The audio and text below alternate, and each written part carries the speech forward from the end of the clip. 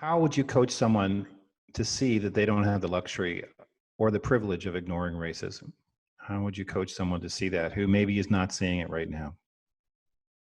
Yeah, I don't know if you coach someone to see that. I think you coach someone into a better understanding of who they are and how they show up in the world in comparison to um, the big picture of what's happening in the world. And I don't mean just presently, I'm talking about in the past too, because here's the thing, every day we're making history.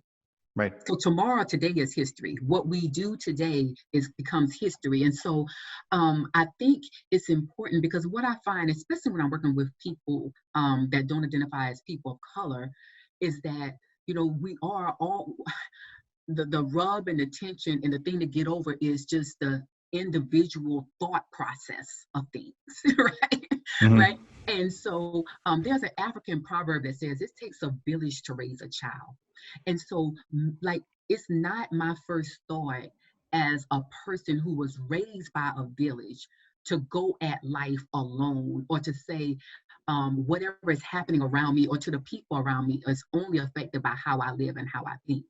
And so I think that's the number one thing to get people to understand that what we're talking about specifically as it regards to cultural competency and how it impacts, it's like a cloud that hovers over people, when they don't. I mean, it's hovering over all of us, but it impacts all of us in different ways. And so you don't see that if you're not in relationship with people that are different, if you're not reading people that are different, if you don't know the history, if you haven't watched documentaries, if you haven't done that work. And again, it's not work that you take in a class or read one book and you've done. It has to be ongoing work.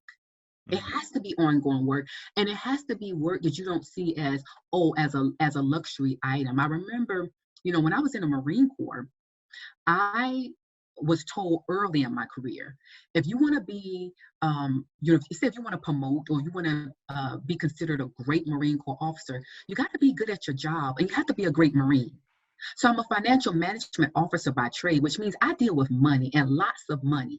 But I could have been very good in that job. But if I could not pass my physical fitness test, if I didn't know how to show up and give a great presentation, if I didn't know how to lead my junior Marines well, or to respond to my superiors with a level of respect, I would never promote. I would never advance. And I think part of what we do when we think about our lives individually is that we compartmentalize. Well, this is what I do for my job, and this is what I do for my family. This is what I do in my community, and not understanding that all of that is interconnected, right? You cannot be a great teacher if you're teaching diverse kids if you're not culturally competent.